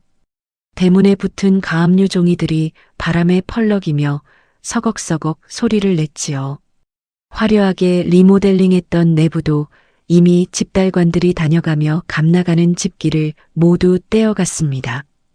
번쩍이던 백색 조명도, 금박 무늬 벽지도, 손님들로 북적이던 넓은 홀도 이제는 텅 빈 폐가나 다름없었어요. 동네 사람들은 그 앞을 지날 때마다 혀를 끌끌 차며 수군거렸지요. 며느리에게 소금을 뿌려 내쫓더니 결국 이렇게 됐다고요. 영화는 그 모든 것을 잃고 신용불량자가 되었습니다. 그가 머무는 곳은 보증금 없이 월세만 내는 비좁은 고시원의 한 칸짜리 방이었어요. 한평 남짓한 그 방에는 낡은 이불 한 채와 빈 소주병들만 나뒹굴고 있었지요. 영화는 종일 그 방 구석에 웅크린 채 소주병을 끌어안고 하루하루를 겨우 버티고 있었습니다. 같은 시각 마 여사는 더 처참한 신세였어요. 청해진이 넘어가면서 그녀 역시 갈 곳을 잃었지요. 사채업자들이 마 여사의 행방까지 쫓고 있었기에 그녀는 낡은 패딩 하나만 걸친 채 사람들의 눈을 피해 다녀야 했습니다. 이른 아침 마 여사는 전통시장 뒷골목으로 기어들어왔어요. 칼바람이 그녀의 마른 뺨을 사정없이 후려쳤지요. 며칠을 굶었는지 두 다리가 후들거렸습니다. 마 여사는 야채가게 뒤편으로 향했어요. 그곳에는 상인들이 다듬다 버린 채소 부스러기들이 얼어붙은 채 뒹굴고 있었지요. 그 전날 밤 마 여사는 시장 한 구석의 낡은 공중전화 부스에서 떨리는 손으로 옛 친척에게 전화를 걸었었습니다. 동전 몇 개를 긁어 모아 넣고서요. 여보세요, 김서방. 나 청해진 마 여사야. 단돈 10,000원만 빌려주면 안 되나? 내가 지금 며칠째 굶어서 그래. 마 여사가 흐느끼며 비굴하게 사정했지요. 그러나 수화기 너머에서는 차가운 한숨과 함께 전화가 뚝 끊겼습니다. 한때 도박판에서 돈을 펑펑 쓰며 큰 소리치던 그녀에게 이제 손을 내밀어주는 사람은 아무도 없었어요. 마 여사가 떨리는 손으로 누렇게 뜬 배추 시래기를 주워들었습니다. 부러진 무 가랑이도 몇 개 집어들었어요. 상한 채소에서는 들쩍지근하면서도 쾌쾌한 냄새가 풍겼지만 마 여사는 그것을 가리지 않고 낡은 가방에 주섬주섬 담았지요. 손끝이 추위에 곱아 제대로 움직이지 않았지만 그녀는 멈추지 않았습니다. 이거라도 끓여 먹지 않으면 정말로 굶어 죽을 판이었으니까요. 그때 야채가게 주인이 그 모습을 발견했어요. 할머니, 거버린 시래기 손대지 마요. 지저분하게 왜 남의 가게 뒤에서 알짱거려요? 당장 저리 가요. 상인이 쌀쌀맞게 소리치며 마 여사를 밀쳤습니다. 마 여사가 휘청거리며 한 발 물러섰지요. 그러나 그녀는 그 자리를 떠나지 못했어요. 가방 속 시래기를 두 손으로 꼭 붙들고 허리를 연신 굽실거렸습니다. 미안하네, 미안해. 국 끓여 먹으려고 조금만 가져갈 테니 제발 눈 감아주게. 마 여사의 목소리가 손과 함께 덜덜 떨렸어요. 한때 며느리에게 소금을 뿌리며 호령하던 그 위세는 흔적도 없었지요. 상인은 혀를 차며 가게 안으로 들어가 버렸습니다. 마 여사는 그제야 안도하며 다시 바닥에 시래기를 줍기 시작했어요. 바로 그 순간이었습니다. 시장 골목 입구에 검은색 고급 세단 한 대가 미끄러지듯 멈춰 섰지요. 운전석에서 강민우가 내려 뒷좌석의 문을 정중히 열었습니다. 그 안에서 단정한 모피 코트를 입은 한 여인이 우아하게 내렸어요. 봄이었지요. 불과 몇 달 전 캐리어 하나만 끌고 빈손으로 청해진을 나섰던 그 봄이가 아니었습니다. 손끝에는 여전히 10년의 장맛이 배어 있었지만 그녀의 걸음에는 이제 흔들림 없는 당당함이 깃들어 있었어요. 봄이는 새로운 반찬 메뉴에 쓸 식자재를 직접 살펴보기 위해 시장을 찾은 참이었습니다. 가게는 어느새 인근에서 가장 이름난 반찬 가게로 자리 잡았고 봄이는 더 좋은 재료를 찾아 발품을 파는 일을 게을리하지 않았지요. 또각또각 봄이의 단단한 가죽 구두 굽이 얼어붙은 시장 바닥을 딛는 소리가 골목에 날카롭게 울렸습니다. 그 소리를 따라 걷던 봄이의 시선이 한 곳에 멈췄어요. 야채 가게 뒤편 바닥에 쪼그려 앉아 버려진 시래기를 줍고 있는 늙은 여인. 마 여사였지요. 봄이는 잠시 그 자리에 멈춰서서 마 여사를 내려다보았습니다. 내 얼굴에 하얀 소금을 확 뿌리며 나가서 복이나 가져가라던 그 호령은 어디로 갔는가. 봄이의 청춘을 갉아먹으며 호의호식하던 종갓집 마 여사가 이제는 봄이가 매일 새벽 눈물로 다듬어내던 저 길바닥에 시래기를 주우며 목숨을 구걸하고 있었지요. 봄이를 내쫓고 차지한 그 화려한 기와집 껍데기는 흔적도 없이 날아갔고 남은 것은 늙고 초라한 육신뿐이었습니다. 봄이는 마 여사가 애처롭거나 불쌍하지 않았어요. 이것이 바로 저들이 봄이의 손맛과 정직함을 무시하고 오직 탐욕만을 쫓은 대가 하늘이 내린 완벽한 업보였지요. 봄이는 그 소금을 묵묵히 털어내고 다시 일어섰지만 저들은 스스로 지은 죄의 무게에 눌려 영원히 이 바닥에서 일어나지 못할 것이었습니다. 마 여사가 인기척을 느끼고 고개를 들었어요. 모피 코트를 입고 자신을 내려다보는 여인이 봄이임을 알아챈 순간 마 여사의 얼굴이 새파랗게 질렸지요. 그 손으로 소금을 뿌리실 때는 언제고 이제는 바닥에 버려진 시래기를 줍고 계십니까? 봄이가 차분하고 냉정한 목소리로 말했습니다.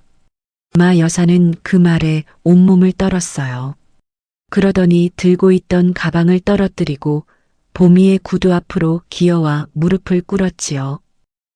봄이야. 내가 잘못했다. 내 아들이 미쳤었어.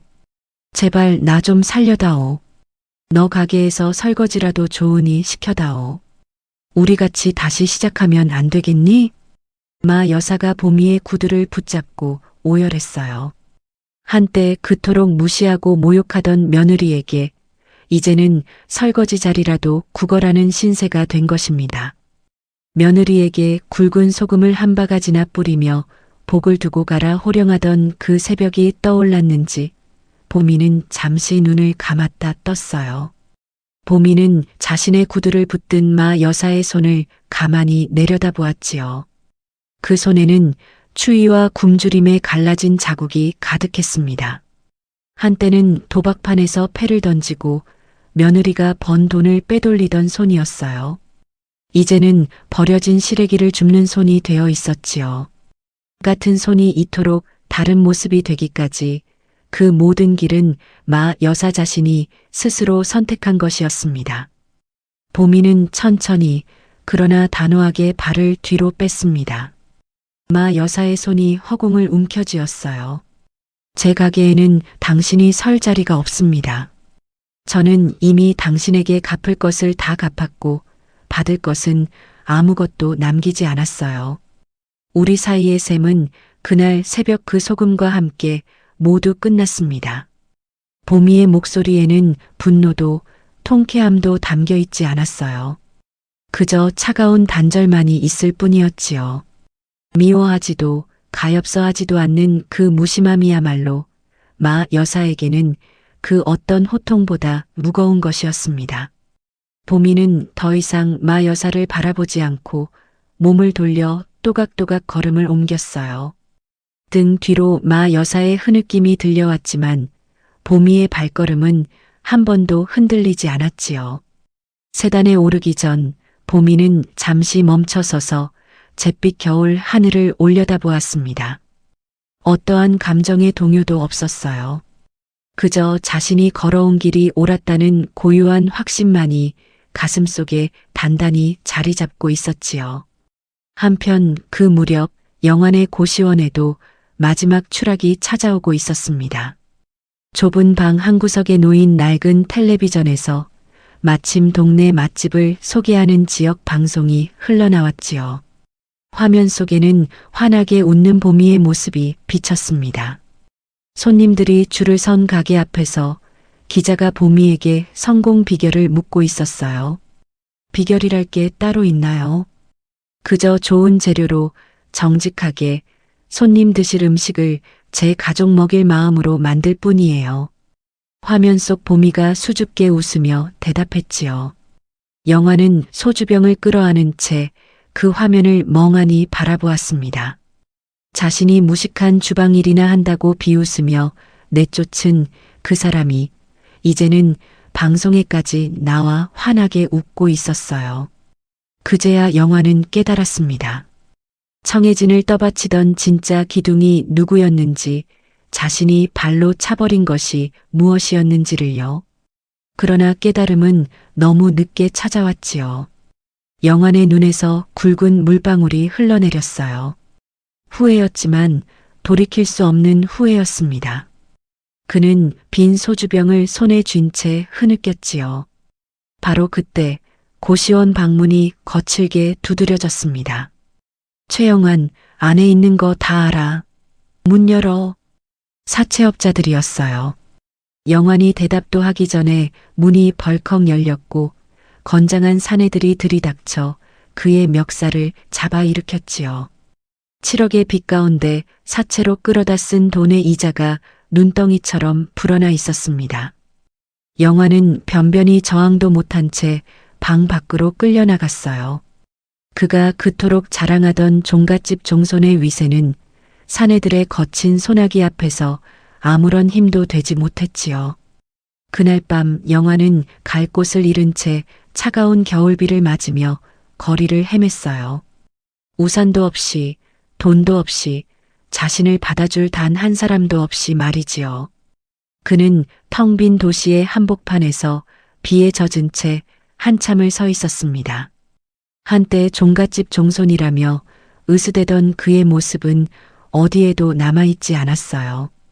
그저 모든 것을 스스로 잃어버린 초라하고 쓸쓸한 한 사내만이 빗속에 서 있을 뿐이었지요. 같은 시각 보미의 가게에서는 따뜻한 불빛 아래 단골들의 웃음소리가 끊이지 않았어요. 같은 도시, 같은 겨울 안에서 두 사람의 삶은 그렇게 완전히 다른 곳에 닿아 있었습니다. 봄이 찾아왔습니다. 한 대기업 본사의 널찍한 회의실에서 보미는 묵직한 만년필을 들어 계약서 위에 또박또박 자신의 이름을 적어 내려갔어요. 보미네 시간장 전통식품. 전국의 대형 매장에 보미의 손맛이 담긴 장과 반찬을 납품하는 꿈만 같던 조인식이었지요. 대기업 회장이 직접 보미의 손을 맞잡으며 환하게 웃었습니다. 그는 보미의 깊은 장맛을 한번 맛본 뒤로 이 정직한 손맛이야말로 진짜라고 확신했다고 말했어요. 100년을 이어온 시간장의 그 깊은 맛은 그 어떤 공장에서도 흉내낼 수 없는 것이었지요. 보미는 서류 가방을 가슴에 안고 회의실을 나섰습니다. 거칠어진 손끝이 가방을 꼭 쥐고 있었어요. 빈손으로 쫓겨났던 그 며느리가 이제는 전국의 이름을 알리는 대표가 되어 있었지요. 본사 건물 앞에는 강민우가 환한 꽃다발을 들고 기다리고 있었어요. 김보미 대표님, 드디어 대한민국 전체가 사장님의 손맛을 보게 됐네요. 정말 고생 많으셨습니다. 민우가 진심 어린 존경을 담아 꽃다발을 건넸지요. 보미의 눈가가 촉촉해졌어요. 강 사장님이 아니었다면 전 그 좁은 골목 구석에서 장독을 안고 평생 울기만 했을 거예요. 제 손을 잡아주셔서 감사해요. 아닙니다.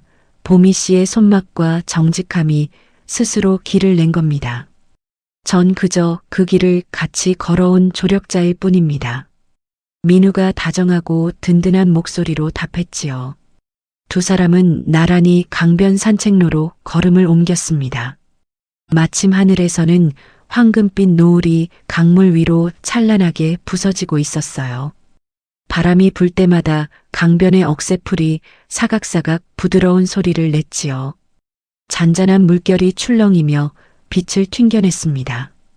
두 사람은 지나온 시간을 천천히 되짚었어요.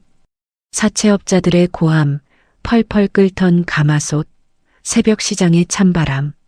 그 모든 한 맺힌 시간들이 이제는 노을빛 속에 아련하게 풀어지고 있었지요. 노을빛이 차갑게 굳어있던 보미의 가슴을 황금빛으로 따뜻하게 물들였습니다. 보미는 예전 가마솥 앞에서 눈물 흘리던 가여운 35의 자신에게 말해주고 싶었어요. 참는 것과 준비하는 것은 다르다고요. 시댁의 폭언을 참아내던 미련한 시간은 끝났고 자신의 실력을 믿고 묵묵히 시간장을 지켜낸 준비의 시간이 마침내 위대한 만개를 이루었다고요. 돈이나 화려한 기와집 건물은 바람 불면 날아갈 껍데기일 뿐이었습니다. 보미의 몸에 새겨진 손맛과 사람 사이의 정직한 신용이야말로 그 누구도 빼앗아 갈 수 없는 진짜 자산이었지요. 민우가 조심스레 보미의 손을 잡았어요. 그 거칠고 굵어진 손을 그는 마치 귀한 보물을 다루듯 따뜻하게 감쌌습니다. 보미는 이제 더 이상 자신의 손을 부끄러워하며 숨기지 않았어요. 오히려 민우의 넓고 따뜻한 손을 마주 잡았지요. 이제야 주방 냄새가 부끄럽지 않네요. 제 손톱 밑의 작물이 제 삶의 가장 아름다운 훈장이었다는 걸 이제야 알겠어요. 보미가 강을 바라보며 환하게 웃었습니다. 그 미소에는 지난 세월의 서름이 모두 씻겨 내려간 평화로움이 담겨 있었어요. 앞으로의 10년, 아니 평생은 이 거친 손, 제가 다독여가며 함께 걷고 싶습니다. 보미 씨, 민우가 보미의 손을 꼭 쥐며 말했지요. 보미는 대답 대신 그의 손을 더 단단히 마주 쥐었어요. 그동안 가장 가까이에서 보미의 진심을 알아봐준 사람, 가장 낮은 자리에 있을 때 손을 내밀어준 사람. 이제 그 사람과 함께 새로운 길을 걸어가려 하고 있었습니다. 청혜진이라는 거창한 간판은 이 세상에서 사라졌지만 김보미라는 이름은 비로소 세상에 활짝 만개했어요. 누구도 빼앗을 수 없는 오직 자신의 손으로 일궈낸 이름이었지요. 두 사람의 그림자가 노을빛 산책로 위로 길게 드리워졌습니다. 강바람이 보미의 머리카락을 부드럽게 쓸어 넘겼어요. 보미는 민우와 나란히 황금빛으로 물든 강변을 천천히 걸어 나갔지요. 두 사람의 발걸음은 서두르지 않았습니다. 이제는 누구에게 쫓길 일도 무엇을 두려워할 일도 없었으니까요. 이제 그녀의 곁을 지켜주는 정직한 사람과 함께 보미는 진짜 자신의 인생을 맛있게 익혀갈 참이었습니다. 오래 묵힌 장처럼 깊고 따뜻하게 말이지요. 노을은 천천히 강 너머로 내려앉았고 그 자리에는 따뜻한 봄밤이 부드럽게 찾아오고 있었습니다. 여기까지 들어주셔서 감사합니다. 보미는 가진 것을 다 빼앗기고도 끝내 무너지지 않았어요. 화려한 간판도 으리으리한 건물도 아니었죠. 그저 자신의 두 손과 정직하게 지켜온 시간이 보미를 다시 일으켜 세웠습니다. 저는 이번 이야기를 만들면서 묵묵히 자기 자리를 지켜온 분들의 손이 떠올랐어요. 거칠어진 그 손이야말로 가장 값진 것이 아닐까 싶더라고요. 여러분은 이 이야기를 어떻게 보셨나요?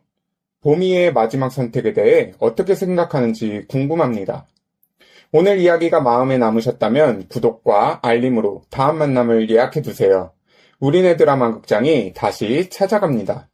그리고 오늘 이야기를 듣고 느낀 감정과 생각을 댓글로 소통해주세요.